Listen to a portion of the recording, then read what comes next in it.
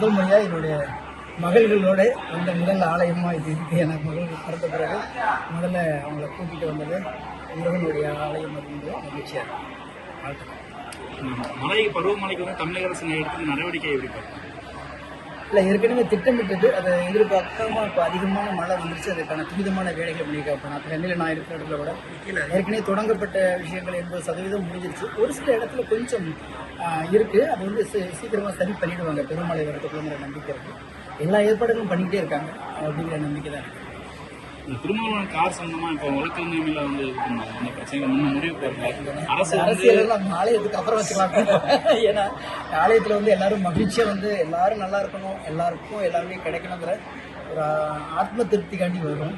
இங்கே வந்து அரசியல் பற்றி பேச வேணாம் நான் நினைக்கிறேன். ஏன்னா அரசியல் இருந்தாலும் ஆனால் என்னை பொறுத்த வரைக்கும் இங்கே எல்லாருமே வந்து இணக்கமாக கடந்து போகிறது தான் ஒரு நல்ல மானுடத்து பண்பாக இருக்குன்னு நான் நினைக்கிறேன். யாராக இருந்தாலும் சரி ஒரு சின்ன சின்ன விஷயங்கள்ல கடந்து போக கற்றுக்கிறதுக்கு நல்லா இருக்கும். வரக்கூடிய தேர்தல் எப்படி இருக்கும் அது உங்களுக்கும் எனக்குமே தெரியாது. ஏன்னா எந்த வகையில் இந்த தேர்தல் வந்து ஒரு மிகப்பெரிய தாக்கத்தை கொடுக்க போகணும்.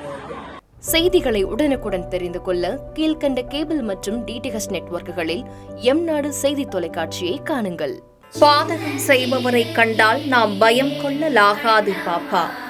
மோதி மிதித்துவிடு பாப்பா, அவர் முகத்தில் உமிழ்ந்துவிடு பாப்பா. அண்மை செய்திகளை உடனுக்குடன் தெரிந்து கொள்ள இணைந்திருங்கள் எம்நாடு தொலைக்காட்சியுடன்.